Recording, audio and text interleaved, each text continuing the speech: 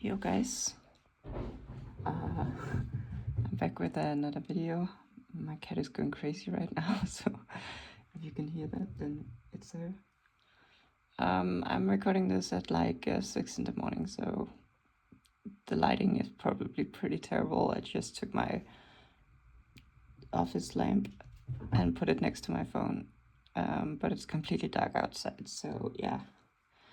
I just wanted to make this video, well, because of two reasons actually. The first one is that I've been doing pretty well with this Radiant Typhoon list at locals, admittedly, but still I'm pretty hyped about it. And then secondly, I wanted to sort of give a small channel update. So I haven't been uploading recently, and that's not because I haven't been playing Yu-Gi-Oh! It's pretty much just because I've been playing other stuff than White Forest.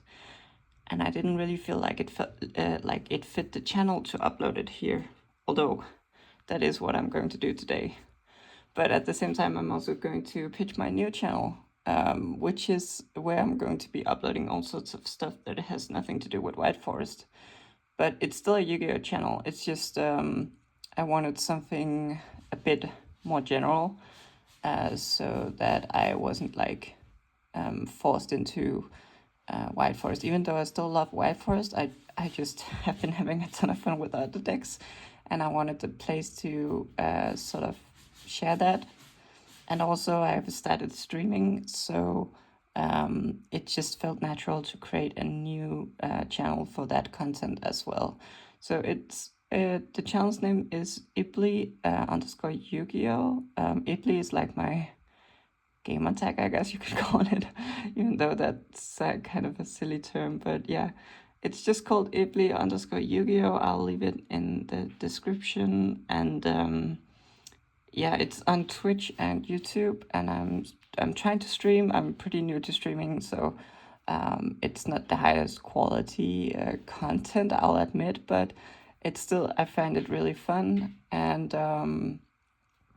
yeah, so I'll still upload White Forest stuff here, but if you do want to check out more sort of generic stuff, then feel free to follow me on that other channel. And in the future, I'll probably upload videos like this on that channel, since it's not White Forest stuff I'm going to be talking about right now. But yeah, and my drink for today is this pretty unappealing instant coffee. Not anything too special. It looked really terrible in that lighting. And yeah, let's just get into the profile. I'll try to make this one a bit shorter. I'm sort of ranty in my videos, but I do have a schedule today. That's why I'm up so early, just to record this video. I really wanted to make it, but I don't have too much time. So let's see if I can actually make a short video for once. I doubt it. But yeah, it's really just a Radiant Typhoon deck profile, and it's pre-support from Best Protocol. So I started playing this deck like at locals a month ago, I think. I've been at 4 locals with this deck now. No, 5 locals. The first one I did terrible because I didn't know the deck, and it's actually a really hard deck to play. And so I just got completely wrecked. But then I went home and I went in the hyperbolic time chamber, played a bunch of Omega matches, learned the deck, and then the next 3 locals, I went 4-1, and then today I finally got the, or was it 2? Maybe it's just 2 locals, so I went 4-1, and then today I finally got the undefeated.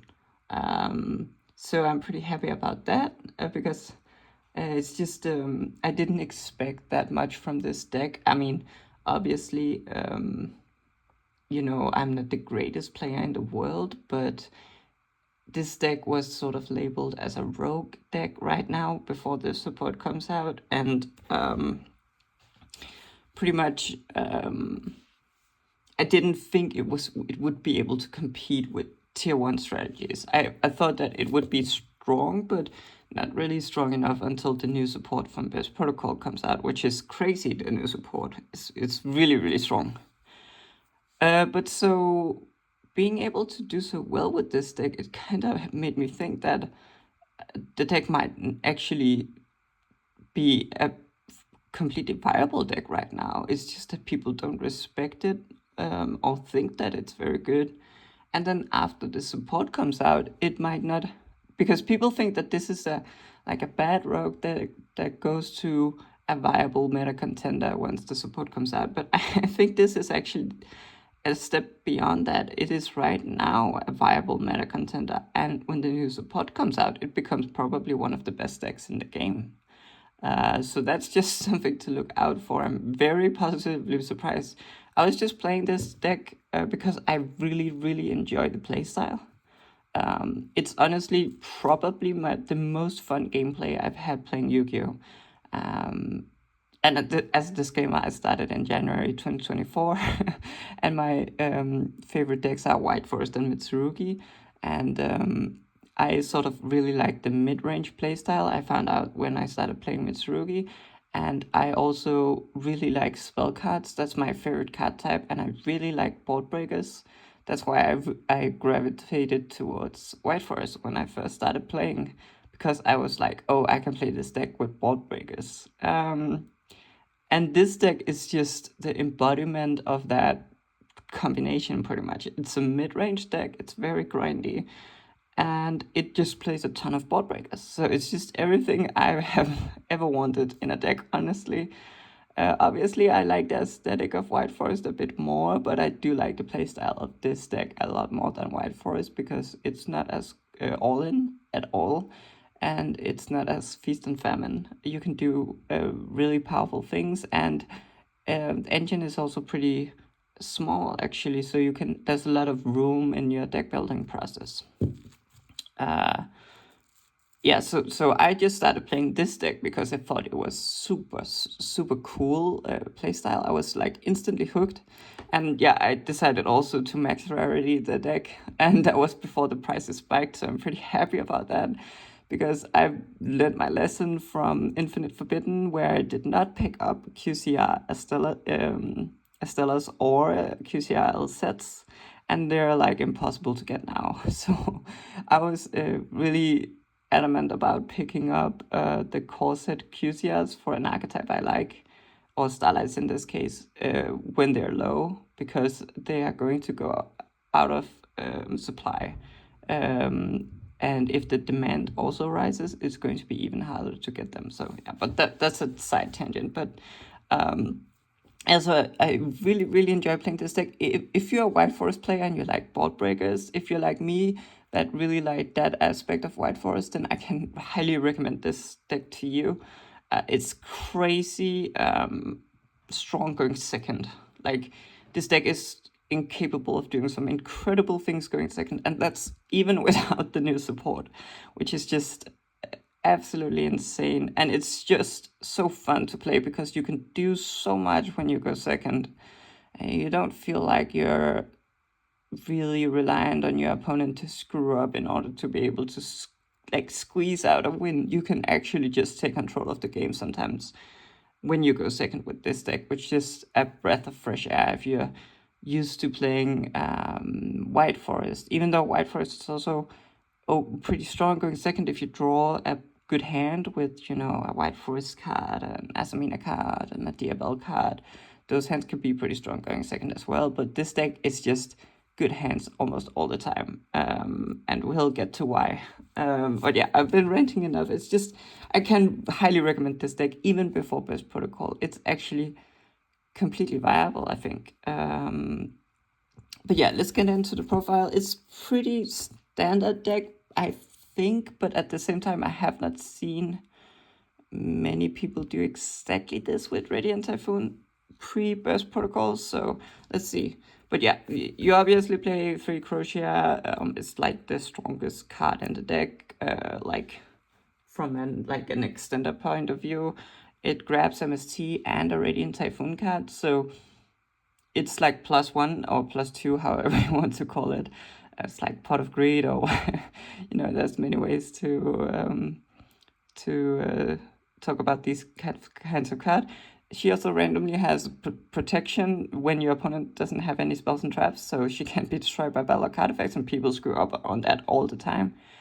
Now they're not gonna do that when this deck becomes meta. They're gonna know, obviously, but yeah, and she doesn't really do anything on the field, so people sometimes think that she is like, because she is so important and people kind of know she is important. Sometimes people just spot remove her instead of other better choices just because it's Croatia, right? So yeah, obviously playing 3 Croatia.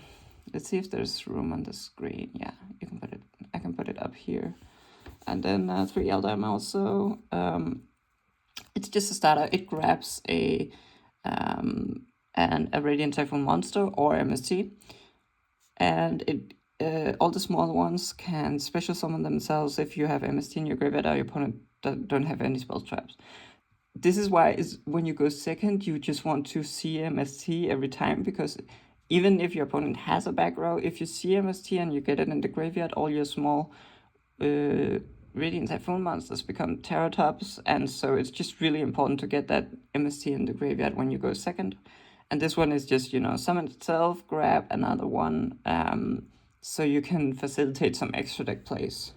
Now we don't have the link 2 yet, so there's a kind of a limit to what sort of extra deck monsters we can go into, but I'll get to that. But yeah, obviously 3 of that because it's a starter, and then 3 Sven. I'm missing the last Starlight Sven. It's stuck in the mail, so that's really unfortunate. But Sven is also like summons itself for free if you have MST in your graveyard or your opponent doesn't have any spell traps. And then, as opposed to Eldam, it grabs a Radiant Typhoon spell trap or MST. And so this is like slightly better in some situations. Like into draw, this is better, but I'm not gonna get into all the small details of how to play this deck. But it's like it's like often what you grab with Eldam is this or Croatia. Because you can, because this deck doesn't use its normal summon, you can just summon Eldam and grab out Croatia and then tribute summon Croatia. That's actually a pretty normal thing to do, to just tribute summon Croatia. Croatia summons herself from the hand if you activate a quick play on a new chain, but sometimes if you don't have that, you can just tribute summon her. It's actually a pretty normal thing to do, which is kind of hilarious because there's no normal summons in this deck. And then the one Megala, the Megala small one, special summons herself. And then on a new chain, if a Radiant Typhoon quick play or MST was activated, she can summon a Radiant Typhoon monster with a different name from the ones you control from the deck.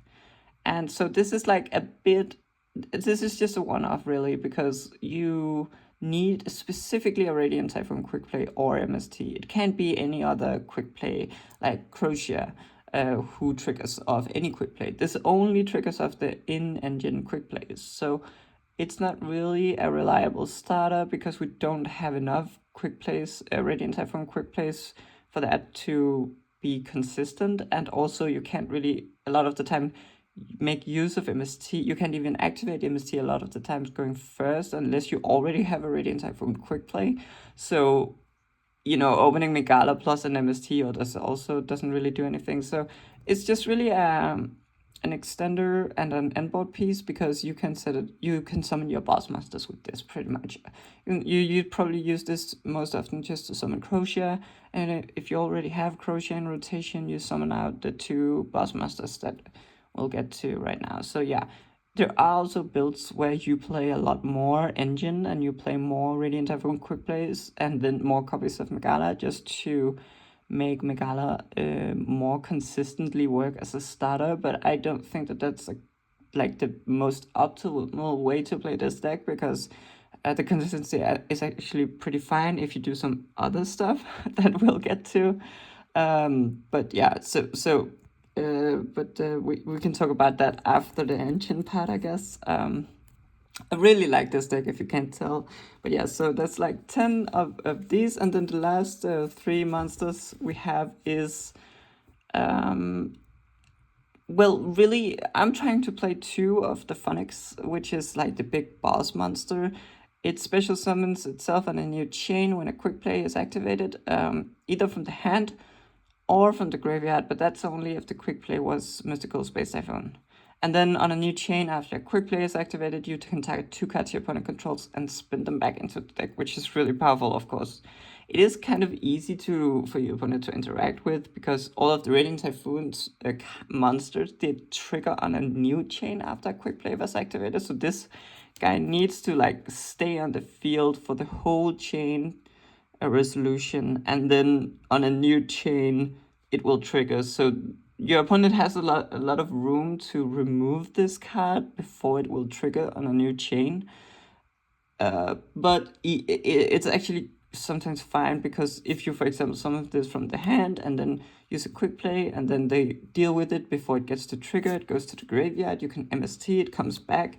You haven't used once per turn effect to spin yet, because they removed him before it happened, or her, I guess. So you can still do it. So it's easy for your opponent to interact with this card, but the card is still very strong. And also, if they can't interact with this card, it can just, really, it's like, kind of like if you used to Mitsurugi. I played a lot of Mitsurugi. It's kind of like a Murakumo in a sense, just that it's a bit more generic. It's not a Raigeki, so it's not as strong against, a board full of monsters, but it's pretty strong against, monsters with destruction protection or a back row, because this can hit back row as well. And spinning into the deck is just a lot stronger than destroying, right? So, and I'm currently playing 2, and this is not something you'd probably do once the new support hits. It's just that when the new support hits and you get the link 2, you basically get the trap card for free. So you don't need to search the trap card, spend a search just getting the trap card. You just get the trap card for free every time, which is insane. But right now, before the new support, you need to search the trap card. And because you need to search the trap card, a lot of the times you don't get to search this card. And so it's sometimes, actually a lot of times, you have a whole game without, a whole duel without this even coming into rotation, because you just can't afford to search it. And you might still win, it's completely possible, but obviously I'm playing 2 so that sometimes you get it in your hand, you don't need to spend a search getting it, which is also a bit stronger going second, because if you just have this in your hand going second, it's kind of like a board breaker, and because your opponent is going to try to stop you to getting to it, it's kind of okay actually to just have it sometimes. It's kind of the same reason why you play 2 Murakumo in Mitsurugi. Not only because if it gets banished, you can't get it back. In this deck, you just can't get it back. There's no card that can get this back from banish. So, but at the same time, compared to Mitsurugi, this deck is not as reliant on this boss monster as Mitsurugi is on Murakumo, right? Where if your Murakumo gets out of rotation, you pretty much lose. That's not the case with this deck. But yeah, so basically I'm trying out playing 2. Instead of the second one, I was playing the Tenki, which can search for Sven, just as a consistency card. And you can also play the Shield Bearer, which can search for Eldam as a consistency card. And these 2 are both like starters, quote unquote. So you can definitely up the consistency quite a bit of this deck if you want to. And the consistency is a bit low, but instead of playing cards like Tenki and Shield Bearer, I'm playing another card instead, which we'll get to, that fixes this sort of consistency issue. And after playing that card, I just haven't had any problems with consistency at all in this deck. So I did try to take out a starter for a quote-unquote brick, and it worked out great, honestly, because this gives it a bit more power going second, actually. And also a bit more resilience to a card like SP. It's pretty normal for them to go SP and banish this, and then you just have to win the game without it, which is completely doable, but it's still a lot stronger just to have a second one in your deck. So yeah, I don't think you'll need this when the new support comes out, but for now I'm trying out 2 copies. And then the Vara rune, which is like the monster negate, right? This is the second boss monster. It's not as strong because it can't really it's not really can't go for game or push into a board very well. It can actually be pretty strong going second if you establish this with an MST in the graveyard.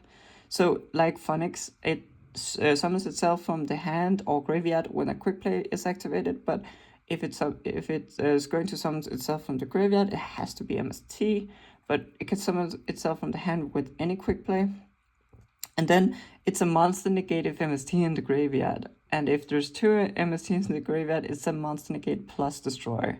So setting this up, you can often when you go second, you can set this up pretty early actually. And then have MST in the graveyard, and then you just have a monster negate. And you can sort of use that monster negate to protect your combo. Obviously, your opponent is probably going to have a lot of stuff, a lot of monster effects to interrupt you, but you can sort of hold this for the most important choke point that you want to protect. Like if you want your crochet to resolve, you can sort of save this negate for exactly that and make sure the crochet resolves. And even if they try to remove this beforehand, it has two ways to summon itself. So if you summon itself off the hand first, you can then, if they then remove it before you get to the choke point that you want to protect, you can summon it back from the graveyard and then get a second. So it's like two bodies actually in one when you go second. So it's actually pretty alright going second. The reason I'm not playing two of this like Phonics is that it is sort of a bit more reliant on you being able to play the game, like because you need to have MST in the graveyard and for this to do anything at all, and so we all the small ones also need you to have MST in the graveyard to do anything at all, and so I don't really like having too many cards in the graveyard that rely on that. Plus, drawing this in multiples is actually not as good as with Phonics because they're not really going to banish this. They're going to try to banish the Phonics anyway. This is sort of like a low threat. It's never really going to push for game.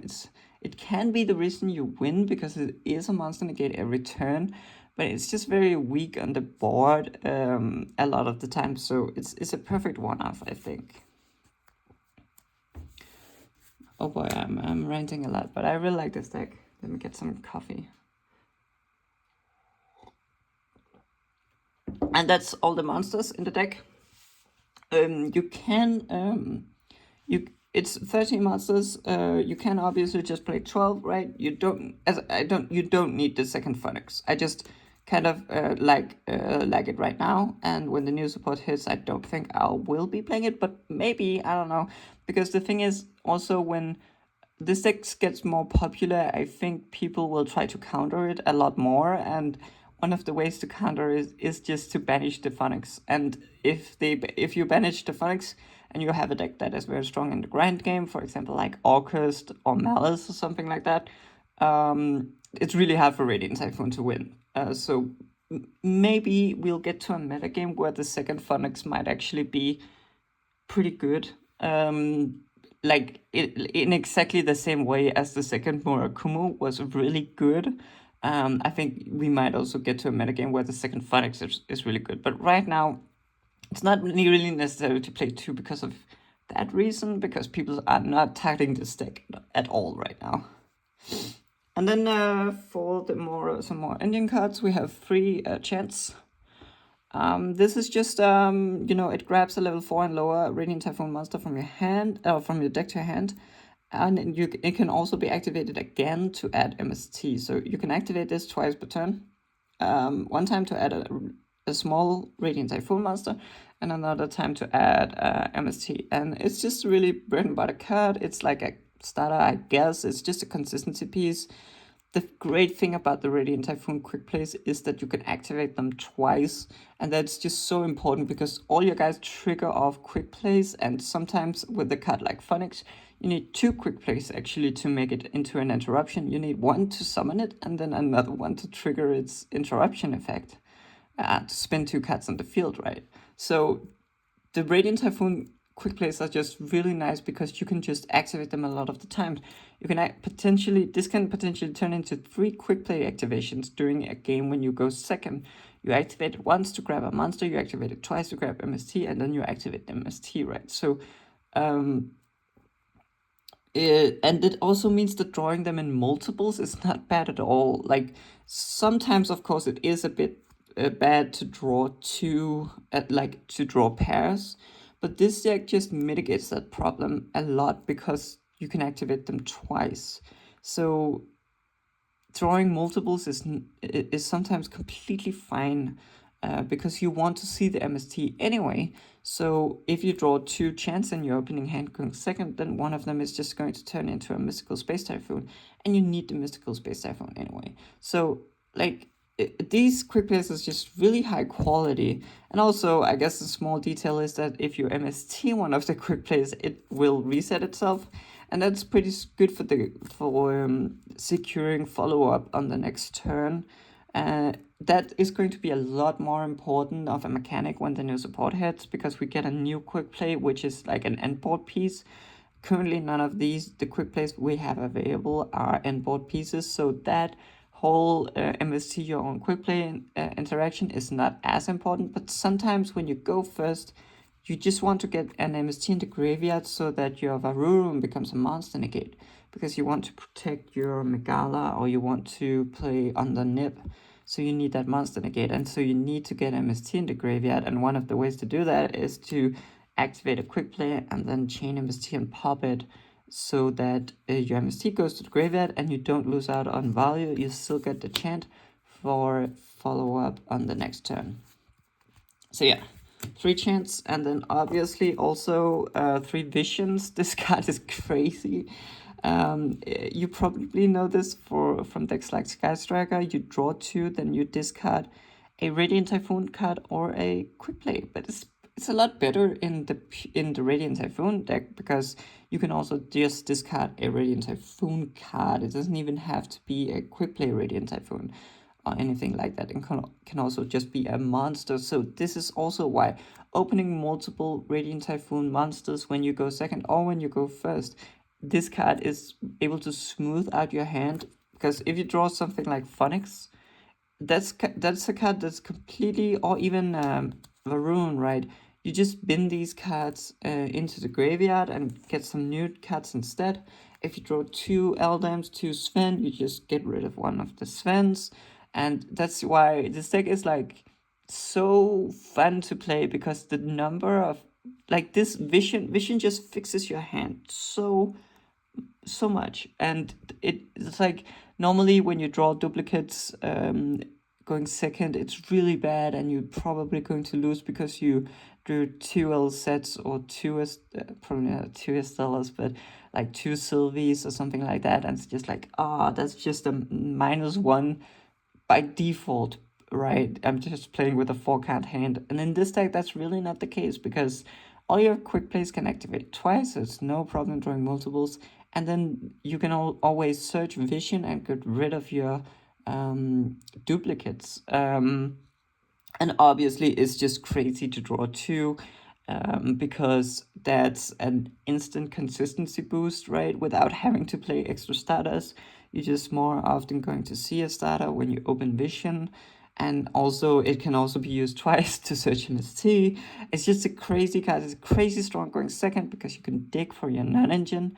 And it synergizes so well with board breakers, because yeah, I'm just gonna tell you up front, this is like a pure board breaker deck, because it like vision has like kind of anti-synergy with hand traps, because if you go second and you draw 2 cards and you see a Purley and a draw, it's just like completely useless. But if you see 2 breakers, you might just win the game. So yeah, vision is a crazy card. It's always a 3 of. And then manifestation.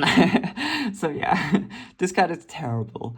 It's a terrible card. It foolishes a Radiant Typhoon monster, and you usually foolish either Phonics or Rune, and then you use MST to summon them back. But honestly, 90% of the time, you just use this card to search MST.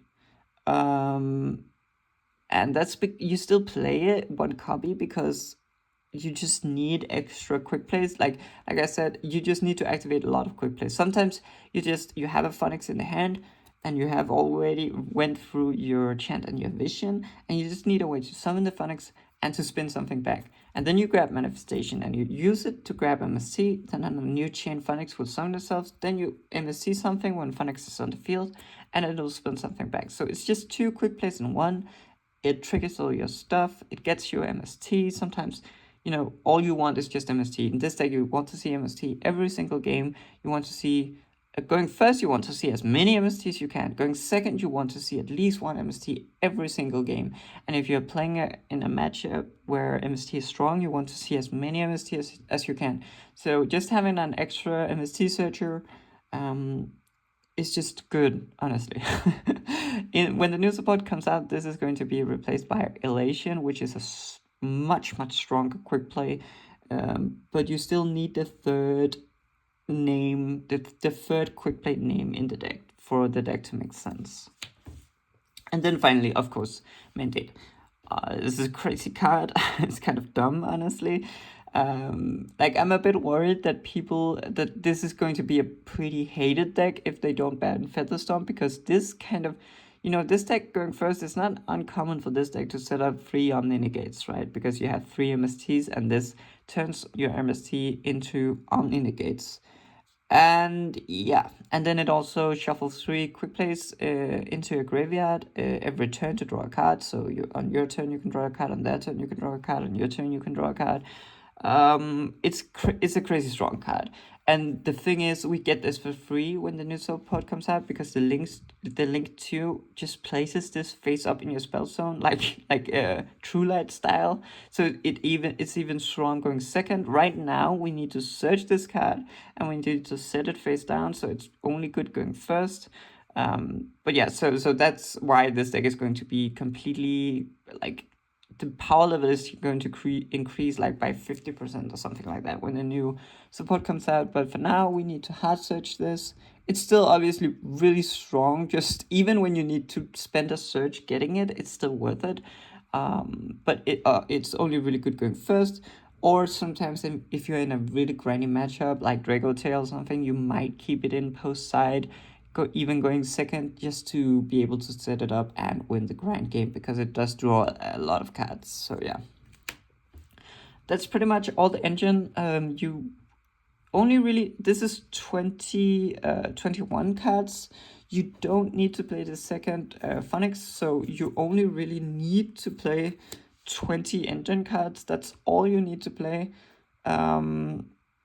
in this deck, and obviously some MSTs. But yeah, I don't think you need to play any more engine cards. You can obviously play Shield Spears to search for Eldam. You can play Tenkies to search for Sven. But if you're like a person who really wants your deck to be really consistent and you just hate breaking, and I can totally get behind that, then you can play more starters. But I have not had problems finding starters with these ratios, given the cards that I'm about to show you. So it's a small engine, but that's because all the quick plays we play kind of act as engine as well, which is really crazy because they trigger all your cards. So it might seem like we're playing a small engine, and we are, but we're not playing any hand traps in this deck because we are just maximizing on synergy. We're maximizing on quick plays because that's what works best in this deck, honestly. Okay, so now the sort of half engine, half non-engine cards. I didn't know where to put them, but obviously you're playing 3 MST, right? Like, don't ever play 2 MSTs in this deck. Like, you need to see MST. If that hasn't been made clear up until now, with all the examples I've talked about, then please play 3 MSTs. I know there's some lists in the OCG who are only playing 2. I think that's not correct. You need to see MST every single game, either going first or second, no matter the matchup. You need to see this card. And if it's and going first, you want to see as many as possible, because they just turn into Omni Negates.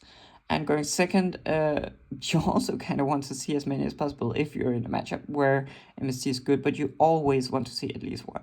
Now, if you're going second post side and against some deck where MST is just garbage, Like I can think of like Malice or Canine or something like that. Like just really monster heavy deck that don't really set any back row, or if they set any back row, it's like a Malice trap that they can just chain, or like a quick play rank up that they can just chain. If it's like the release restraint. Um, and maybe there's some matchups I'm forgetting, but you'll know when you play this deck that there are some matchups where MST is just not doing a lot of work. You still need it because you need to have it in the graveyard to summon your small guys. You just need it for your deck to function. But if you're in such a matchup where MST is just not really doing a whole lot, and you're going second and you're siding, you might take out one. I'll say that. You might take one out against Malice or something like that. But you never go below 2. And most of the time, I even keep 3 in, just because it's so important to see. And those decks are hand trap decks anyway, so they're just going to try to stop you in your tracks. And if you don't get to MST, this deck does not really do anything going second. So yeah, 2 MST and then 1 cold buy, which is like sort of, I don't really want to call it a complete non-engine piece because it's not that good going second all the time. But it's just like, this is a quick play deck. All your stuff triggers off quick plays. Cold buy is arguably the strongest quick play in the game, right? From a just completely generic point of view. So obviously we play cold buy. Like, it's the quick play deck. It's the best quick play. Let's play it. This deck doesn't really lose that hard to hand traps, but still, like, cold buy is just a crazy card a lot of the time, and all our monsters trigger off cold buy, so it's even better in this deck. So yeah, we just play it. And then finally, I'm playing 3 Pot of Extravagance, and this is the consistency fixer I was talking about.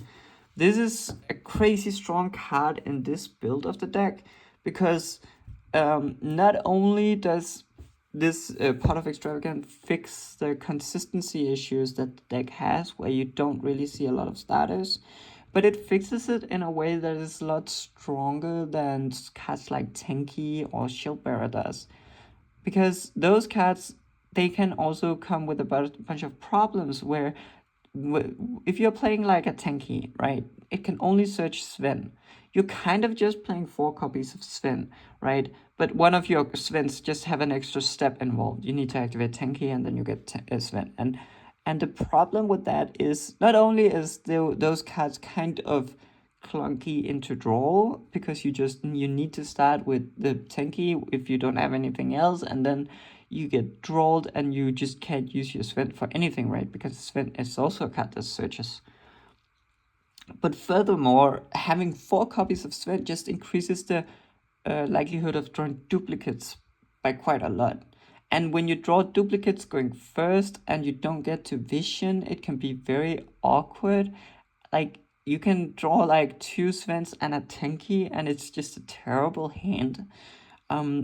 Extra is kind of not as consistent as just like if you were to play 3 copies of Tenki instead of Pot of Extravagance, you'll probably have a more consistent deck. But Extra, while it doesn't increase consistency as much as just playing starters, it still fixes a lot of consistency issues with this deck, and also it's just a lot stronger going second. Because you can get non-engine with this card as well. So for all the times where it's not about getting a starter, you have your starters, you have a heavy engine hand. That happens just as much as not having any starters. Then this card is the card that can grab you a board breaker, right? When you really need it. And so just on average, it's just a lot stronger, I think. Because while cards like Tenki and Shieldbearer might make your deck more consistent, and so yes, you will probably brick less if you play those cards instead of Extravagant. On average, this is just going to win you more games. Like, it's not about just avoiding to brick. It's also about, reaching a bit for the stars and see, how this card can turn a lost game into a 1 game just like that. And it's so strong with this build because we don't play any hand traps in this deck. And you might be wondering, hey, that's kind of weird, at least play Fuvelas, right, in the main deck. Everyone plays Fuvalas in the main deck, and the reason we don't play cards like Fuvalas or Drawl, stuff like that, is because of Extrav, and also Vision. Because if we play just complete breakers, then Extrav and Vision becomes infinitely stronger because there is almost no dead draws, right? Unless you, of course, draw another copy of Extrav with your Extrav, which can obviously happen. There's so many more live draws, and I've played both versions. I played the version that mained Droll and Fuvalas, or just mained the Fuvalas. And it does happen that you draw, you go second, you activate Extrav, you draw into your Fuvalas or your Droll, and you just feel miserable because you're like, why didn't I open this card and why did I draw it now? It's completely useless now. A lot of the time, right? Or your Perulia or something like that. So just playing pure board breakers, it makes it so that Vision draw 2, Extrav draw 2 has a higher likelihood of drawing you live cards that actively help you win the game when it's your own turn. And also, so that's the primary reason we're just playing full breakers. I mean, just going draw step, Vision, draw 2, draw into Extrav, going to main phase, Extrav, draw 2, drawing to, like, you just drew 4 cards right there. And it's not even that uncommon to do that, by the way. It happens a lot. It happens quite a bit because Vision draws you into more cards, so the likelihood of seeing Extrav increases, and then Extrav, you know, obviously you can't activate Vision after activating Extrav because Extrav locks you out of drawing cards for the rest of the turn. But it's still just so strong in a breaker deck to be able to draw 4 cards.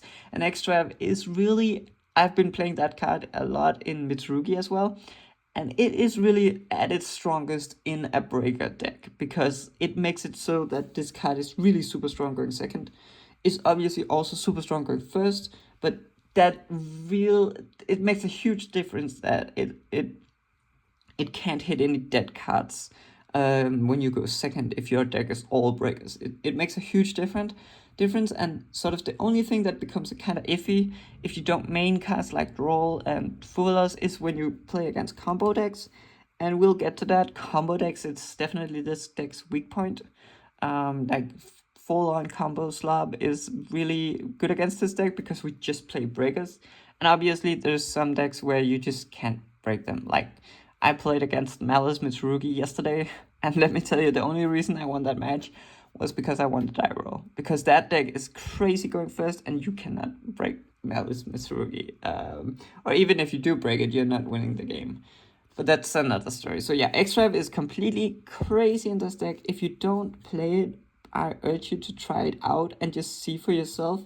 And if you don't like it because you're drawing into your Fuvalas or your Ash or your imperms or your draws whenever you go second, then I urge you to try this version of the deck, which just plays pure board breakers, and you can see how powerful Extrav is.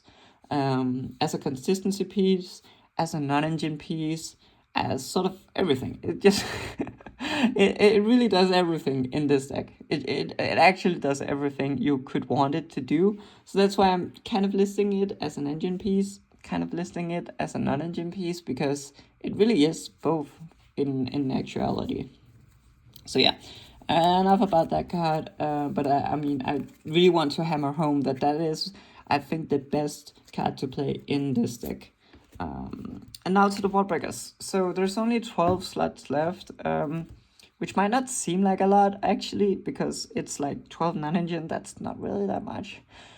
But as we just talked about, Extrav is kind of like a non-engine as well. And MST can also be a strong, like in the Draco Tail matchup, MST is a completely fine non-engine to have, right? So the actual number of non-engine is higher than 12, but 12 is the actual number of complete non-engine breakers we're playing. And first of all, the two good ones right now are Fallen the Virtuous and Droplet. Fallen the Virtuous is so strong in this deck because it's so good in this deck that I almost want to say that it's better in this deck that is in Branded, which I know is a crazy thing to say. But the reason it's so strong in this deck is just because it always guarantees you have a quick play when you're passing the turn. And it just keeps going on and on and on, and it keeps being in rotation. And you need quick plays in this deck. You need quick plays every single turn to trigger all of your cards. If you don't have any quick plays in this deck, you lose the game. Pretty much. It's like if you don't have any quick plays, you pretty much out of it. Like it's that important to have quick plays, and this card just keeps giving you quick plays every turn. It gives you a quick play, so that you feel really safe when you play this card. You always have a quick play, not only just to pop something, which is pretty good, but also just to trigger all your cards and just to keep the flow going. That's why I think this card is the best quick play non-engine to play in this deck. It's better than cards like Super Poly. It's better than everything else, honestly, because it fulfills something that is really necessary for this deck, and it's just a constant flow of quick plays. And this deck is not a deck that OTKs, really. You can do it sometimes, but a lot of the times you just try to control the game and out-advantage them. And so therefore, when you're going second, this, of course, helps break the board. I know it's not the strongest quick play, it's the strongest breaker, but the most important thing is that it just gets you started, and it ensures you that you sort of close out the game on the following turns. So yeah, this is the best quick play non-engine you can play in this deck. We even played with Extravagance, so we play a lot of targets because of Extravagance, but we'll get to that. So yeah, pretty much I will say this is mandatory. Play this card in this deck. You will see immediately, if you're not convinced right now, when you play with this card, you'll see why it is incredibly strong in Radiant Typhoon. It's basically, you always want to see this card. You're always happy when you see this card, either going first or going second. It's pretty much never bad in this deck, because if nothing else, even if it doesn't do too much in the matchup, like for example in Dragotail, you can use it to dodge flame, and it doesn't really need to do that much. It doesn't do that much, and it doesn't need to. It just needs to be that reliable quick play that you can activate every turn, which does something and then triggers all your stuff. So yeah. And then the strongest breaker, I think, quick play is Droplet. You can say Super Poly, but I don't actually think Super Poly is that strong into the meta right now. And it's also, yeah, Super Poly is an entirely different discussion. I'm not playing it right now because of Extravagance. And also, more than just because of Extravagance, honestly, I'm not playing it because I don't feel like it's really strong. At least in my locals, there's a ton of canine stuff, and the Super Poly is not very good against canine, and it's not really good against Dragotail either. So I'm also playing against a ton of Dragotail, and Super Poly is not that strong against Dragotail either. So yeah, but it's obviously meta dependent, and I just wanted to shout out Droplet because this is kind of the card that is not really that meta dependent. Let's be real. This is pretty much good whenever. It's good pretty much all the time.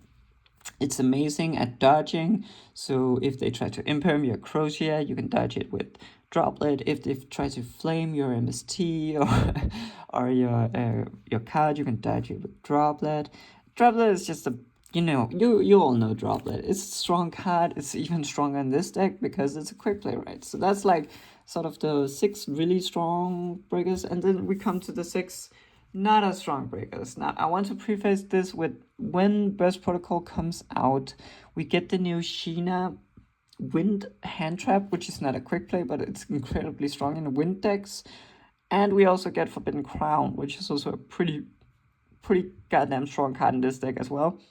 And so that is probably what I recommend you play after Burst Protocol comes out instead of these 6. But for now, we sort of have to make do with these cards. So it's Forbidden. Right now I'm playing Forbidden Chalice and Book of Eclipse. And if we, I guess, talk about Chalice first. Chalice is a card that I have not been wanting to play for the longest time because it just looks so terrible when you think about it, I feel like, because it's like kind of an imperm, but it's not even a hand trap. It's kind of a scuffed imperm. that you can only activate on your own turn. It's not a hand trap. But in this deck, it's a lot better than Imperm, let me just tell you, because we are not even trying to hand trap our opponent, and this is a quick play. And that's all that really matters. It needs to be a quick play. And it is actually, I've been playing it for some weeks now. It's actually pretty goddamn strong. I will not lie to you. It's really strong. And that's why I think Forbidden Crown is going to be crazy, because Forbidden Crown is more or less just a better version of this card. But for now, we have to play this. But it's completely serviceable. It's actually really strong against Draco Tail. You know, you slap this on an Athalion, and they they lose all their value. You slap this on a on a Lucias, or you slap this on a Philia Regis, or you slap this on a Chaos.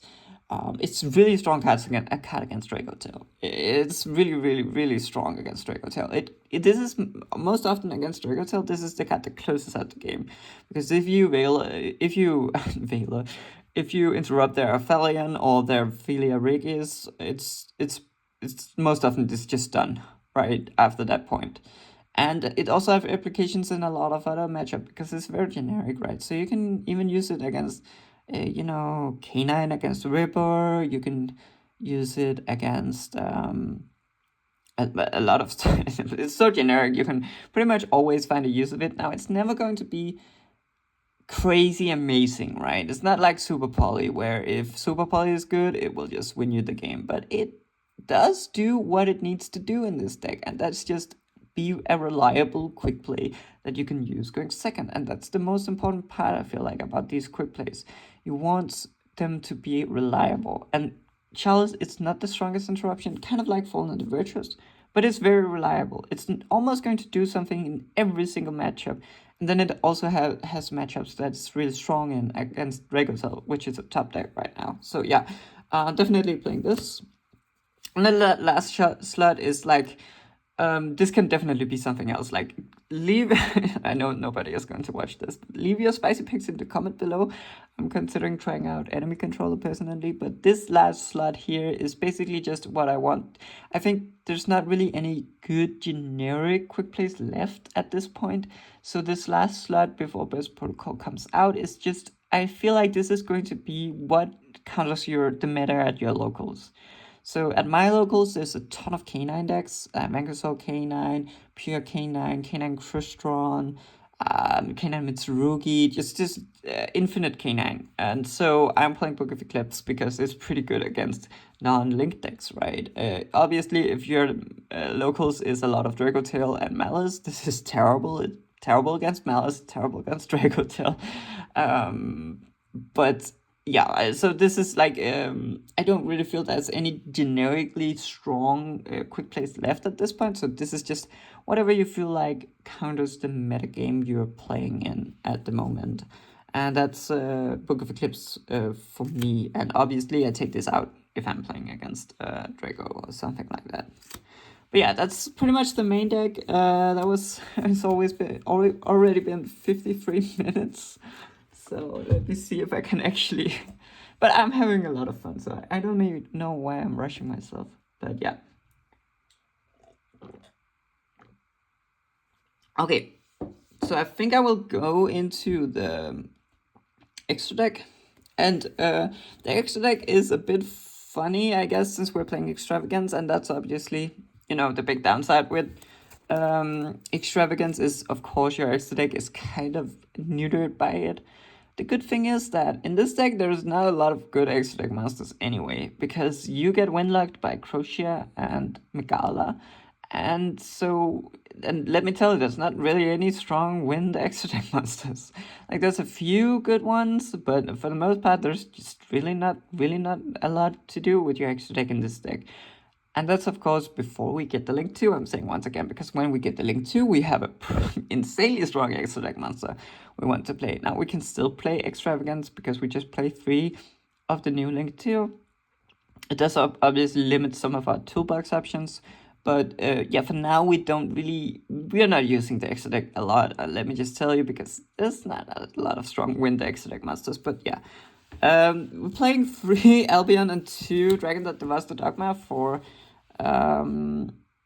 just for Fallen Adventurers, just so that we are guaranteed to always have something we can send with Fallen Adventurers even after X-Trap is resolved, and also so that we are most likely able to activate it twice, because that's where Fallen Adventurers gets really strong, is on the second activation. So we're playing 5 targets. Dragon that Devours the Dogma can only search Fallen Adventurers. It cannot set it like Albion can, so it's kind of a bit worse, but it's actually completely fine when you... the first activation of Fallen Adventurers, you always send Albion, because it's your own turn, right? Most of the time when you activate Fallen Adventurers for the first time, you send Albion, and then you set the Fallen Adventurers, and then on their turn, on your second activation of Fallen Adventurers, you just send a Dogma, because then in the end phase, you can still search Fallen Adventurers. There's no reason to set it when you're going to get the turn passed to you, and you can just activate it from the hand. So half the time, the Dragon that Devours the Dogma is just as good as Albion, and so that's why we're playing this ratio. I think you need 5, maybe you can get away with 4 targets, and then just hope to high roll, because, you know, sometimes you just need to do that. If you really want a strong extra deck monster in your deck, and you're wondering what to cut, I think you might be able to cut it down to 4, but I don't know. I'm just playing 5 because it's just so important. The extra deck is really not that important in this deck, and Fallen Adventurers is really important in this deck, so I'm just playing 5 to make sure that I always have at least 2 of these guys remaining in the deck after activating X-Trap. Now, these Dogmas are going to be replaced with the new Ecclesia Synchro once Burst Protocol hits, but for now we're just playing this just so we have a lot of targets. And then for our 2 rank 3s, so you can make rank 3s with the small guys in this deck, and there's only really 2 worth it. I don't think Cicada King is a good card at all, so I wouldn't play that, but Bird and Bamboo Slinger is like kind of fine. Bird is a spell trap negate. It's pretty strong to make sometimes if you're playing like going first against Draco, you make a spell trap negate. Going first against Mitsu, you make a spell trap negate. It's pretty strong. And then Gossip Shadow, it's kind of like a monster negate. It turns the monster effect into both players draw a card, and so it can be a bit iffy. Sometimes you make this just to play around Nib. You don't need to do that when Burst Protocol comes out, because you can almost always get to Varurun under 5 summons, and then just use her to protect against Nib. But for now, we can't do that really pre-Burst Protocols, so sometimes we just need to make this to protect against Nib, and it's fine. It's a bit shaky going second because you give them a card to break your board with, so you need to really think about if it's worth activating it. Like if they, for example, I guess a stupid example, but if they Fallen Adventurers this, you just don't activate it, right? Because you don't want to give them a card, and having this around as a body is not worth it. So yeah, it's a bit shaky. Sometimes it is necessary to play around Nib, and sometimes you just need a monster negate if, you know, a spell trap negate is not really doing it. But it's really shining in this deck, pre-Burst Protocol. It's really good when you go second, actually, because in pre-Burst Protocol, before we get the Link 2, we don't have a lot to do with our level 3 small ones when we go second. We can spam a bunch of bodies, but if we're windlocked, there's not really anything good to go into with those bodies. But Gossip Shadow is actually pretty good. It's kind of the same like Varun, when I talked about Varun being good second if you can establish it early, because then you can insulate your choke points with a monster negate, right? And it's kind of the same as with Gossip Shadow, where you can, if they let you summon your small guys, which they probably do since they're not really that threatening, you can make a Gossip Shadow, and then suddenly they're like, oh, I kind of need to deal with that, because if I don't deal with that, their Crucia will resolve or stuff like that. And then if they try to interrupt this, or they play into it, and you use the effect to turn the monster effect into both players draw 1 card, it's actually stronger for you than it is for them. Now, of course, if you play against a hand trap heavy deck, then they might draw into a hand trap, that's true. But on average, your draw is going to be a lot stronger because all engine cards probably help you, all non-engine cards probably help you in this deck because we're playing pure breakers, right? So draws in this deck are just insane. Now, one thing to keep in mind is that you cannot use this under X-Draft. So I have lost some games because of that, because I forgot, because you can't draw cards after resolving X-Draft, and this effect turns it into a draw. Both players draw a card, so you just cannot activate this effect if you have activated X-Draft. So just keep that in mind. But yeah, so just these two for you know, some rank 2 plays. With X-Draft, you probably get one of them banished. Sometimes you get both banished, and that's why I played the last sort of endboard piece that we'll get to. But then the more bread and butter is 2 Wind Charmers and a Great Fly. These are really important in this deck. Wind is really important in this deck. That's why I'm playing 2, because there's just not a lot of good extra deck monsters you can go into with your small guys or even your big guys when you are windlocked. And these ones are important because they can actually work as searchers. So a lot of the times you just make when you crash into something and you can search pretty much everything, because this search is something with 1500 and less defense, and that's pretty much all your monsters in your deck apart from Varun. Great Fly, when it gets destroyed, you can add a wind monster back from your graveyard, so it's a bit more situational, but it's equally as strong for guaranteeing plays where you can crash this and then add back a crochet or something like that. Sometimes that's just the best thing you can do, honestly, especially if you're playing against a hand trap deck and they just try to run you out of resources. Turning 2 bodies into another search is really strong. And then, of course, Great Fly has the extra benefit of boosting all your wind monsters by 500, so you can use this to go for OTKs sometimes. Great Fly also triggers when you pop it with your own effects, so using Fallen Under Virtues on your Great Fly just to get an extra search for, just to get something back, a monster back from your graveyard can sometimes be worth it. And of course, Win also summons a wind monster back from their deck, so most often it's going to be draw, and then you can go into another extra deck play. If you're not windlocked, you can make this.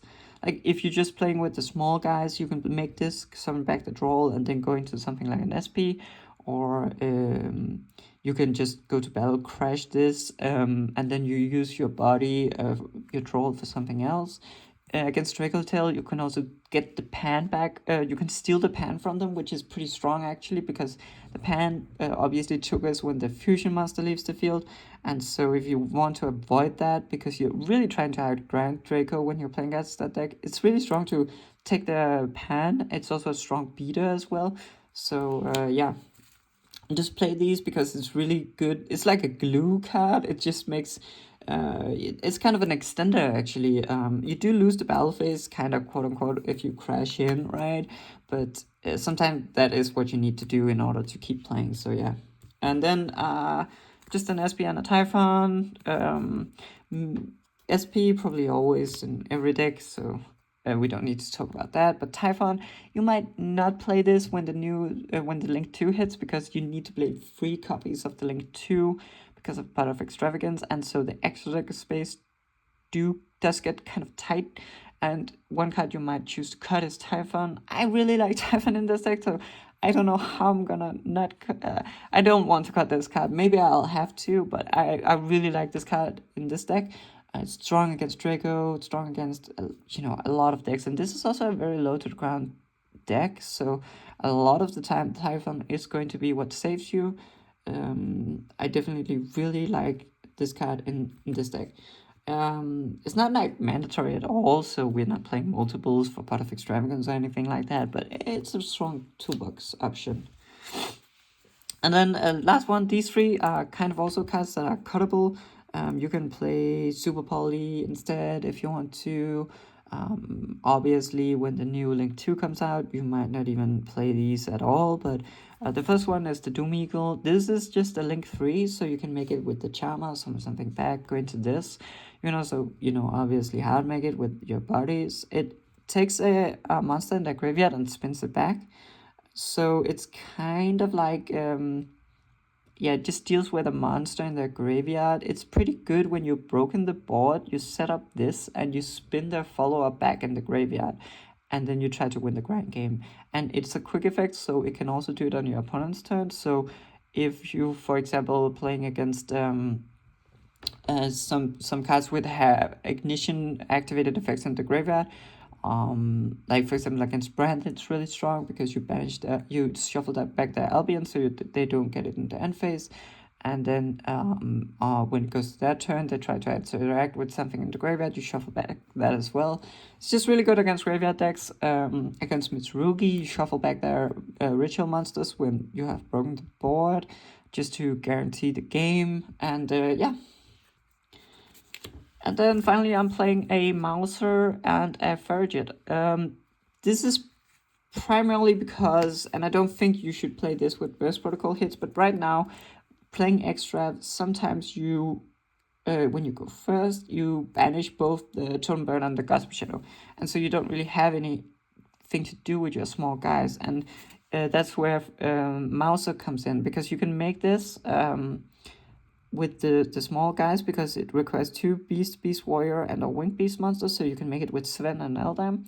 It is an Earth though, so if you start off with Crochet or Megala, you cannot make this. But often you just start off with the small wind guys and you can make this, and it's not super strong, but it is better than nothing, because what it does is that when you summon it, you can send 2 Tri-Brigade monsters from your deck or extra deck to the graveyard.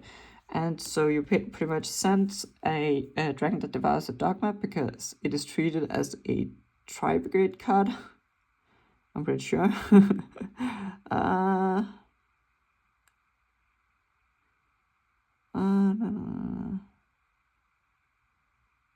Oh no, it's actually not. You need to play the whoops. Well, I have never done this anyway because it's just so niche. But okay, so you need to play the Bucephalus, and then send the Bucephalus, and then the Bucephalus will send the Dragon that Devours the Dogma, and then you also send Fergit. So pretty much it's just a very convoluted way of getting to Fallen and the Virtues, because you send Bucephalus and then you send Dragon that Devours the Dogma, and then you can search in the end step, you can search what's it called,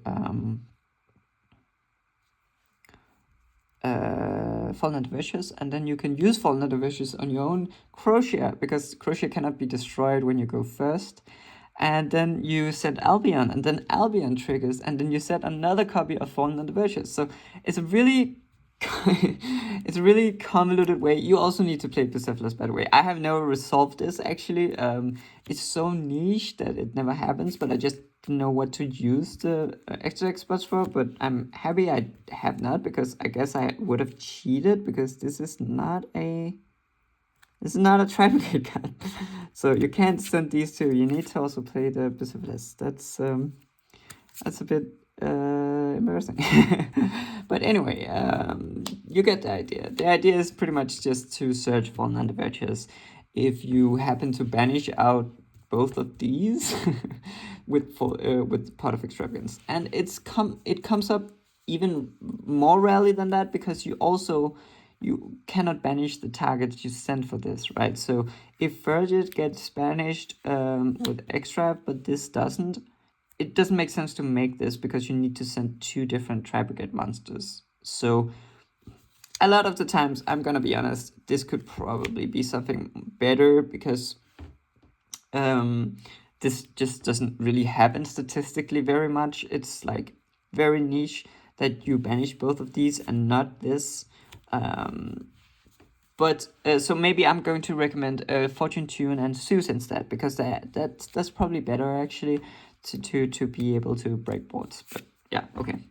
That was a bit embarrassing, but I guess you just need to play the Bucephalus, and then you can do this if you want to do it. And the card I would cut is probably the Doom Eagle, honestly, or maybe the second copy of Dragon that Devours the Dogma. But yeah. It's pretty much not really needed at all. And then Doom Eagle we talked about, and that's pretty much it for the extra deck. As I said, obviously the Mauser stuff is completely not mandatory. I never really used it anyway. Zeus is pretty good. Doom Eagle is pretty good, but those are also cuttable. And the rest I would say probably play them. I don't know if you need to play the Gossip Shadow after the new Link monster, but it still might be nice in some situations. But yeah, that's pretty much it. If you take these two away and you need to play 3 of the new Link 2, there is a point where you have to decide which of these 3 you want to keep in the deck, and they're all pretty good. So yeah, that's going to be tough. But let's get on to the side deck, I guess. Man, that throw me a bit off. I don't like when I'm like accidentally cheating, or when I'm just not even that it like just the possibility because I haven't checked my cards. That's always I feel bad, but yeah, luckily not an important interaction. For the side deck, we are playing some Jammies. I'm playing 3 Fullers and 3 Prolia. Obviously, Fullers is pretty self-explanatory. We're not playing in the main deck because of Pot of Extract. But when we go second, we're playing against combo. I usually like to take out 1 to 2 Pot of Extravagances anyway, and then bring in the Jammies, right? Because they're pretty strong against combo, and you need it because combo is a really tough matchup, and that's also why we're playing a triple Lava Golem. So these 9 cards are like our like our strategy against board breakers, basically. Not board breakers, against combo. This deck is really strong against mid-range decks and fair decks, and it's really bad against heavy combo decks, just because we're playing board breakers, right? It makes a lot of sense. And so Fullers, obviously, Prolia, obviously, because the combo decks that are kind of scary are obviously the ones that summons from hand, White Forest Malice, K9, you name it, right? Rise Shield, I guess, if anyone is playing that anymore. So yeah, and then the Lava Golems are just really strong, honestly. Like, they just deal with anything they set up in terms of monsters. We don't need our normal summon in the stack, so we play it. The reason that it's not sphere modes is because I think Lava Golems are a lot stronger to draw in multiples. Sphere modes are, if you only draw 1 sphere mode, is probably better sometimes, although, you know, your opponent can also just play around the sphere modes, and then you're just sitting with a hand with a sphere mode. I've had that done to me back in the day. I was playing, a couple of weeks ago, I guess, I was playing sphere mode, and my opponent played around it, and I drew 2 sphere modes, and I was just completely useless, and I lost the game. Now, I think Lava Golems are a lot better because you want to max out on the Lava Golem so that you see it, especially in matchups such as Lunar Light and all sorts of combo, right? You want to see the Lava Golem. The Lava Golem is really strong. So you play 3 copies so you can see it. And then in comparison to Sphere Mode, Lava Golem is just a lot better in multiples. So that's why we can max out on the Lava Golems. And feel very safe that it's completely fine if we draw it in multiples. Sometimes it's even very strong to draw into multiples in comparison to Sphere Mode, where you just don't want to see it in multiples at all. So we can max out on it so that we see it as often as possible and still not be lose any games because we see it in multiples. And then, yeah, Chamis is Chamis, right? I usually side out a couple of Pot of Extravagances because if we put in Chamis, we do have the problem with drawing into Chamis with Pot of Extravagance, and just, it feels terrible. I think it's, you know, it's a little, it is, so I still like keeping in at least 1 Pot of Extravagance, because then you also don't have the problems of drawing into Pot of Extravagance with Pot of Extravagance, and that, so I definitely, you can definitely, it's basically how desperate are you to see the Lava Golem, because if you are like playing against Lunar Light, for example, it's just like, I need to see the Lava Golem. You keep in all 3 Pot of Extravagances and you put in all the Charmies, right?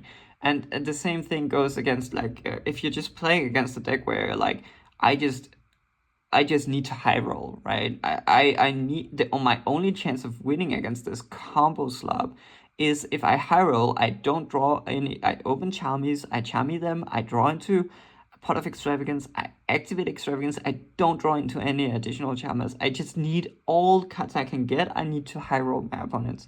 In that case, I will keep in my Pot of Extravagances going second, even when I put in Charmies. But in some other matchups, like for example against Dracotail, I don't even bring in Fufulos actually, because it's such a volatile card against them. If they have Ash, you just get completely wrecked, and you can win that matchup just fine with Pot of Extravagance. So yeah, it's a bit weird, of course. It's basically if you feel like you need to high roll, I'll keep the Pot of Extravagances in. Otherwise, I'll swap at least 2 of the Pot of Extravagances for some Charmies, so that you don't have that awkward situation where you extra into Charmies, which is just sometimes loses you the game, right? You activate extra, you draw into some Charmies, and you get rolled, and you just lost. So yeah, it's definitely a complicated topic. But these are 9 cards against combo, because combo is the worst matchup for this deck by far. Not even close. And then we have our card to bring in against Draco, and in general, just all back row decks. Denko Sega, if you normal summon this, your opponent cannot set cards and they cannot activate set cards. So this is completely backbreaking against Dracotail, because they just, if you go to main normal summon this, they can't activate the traps.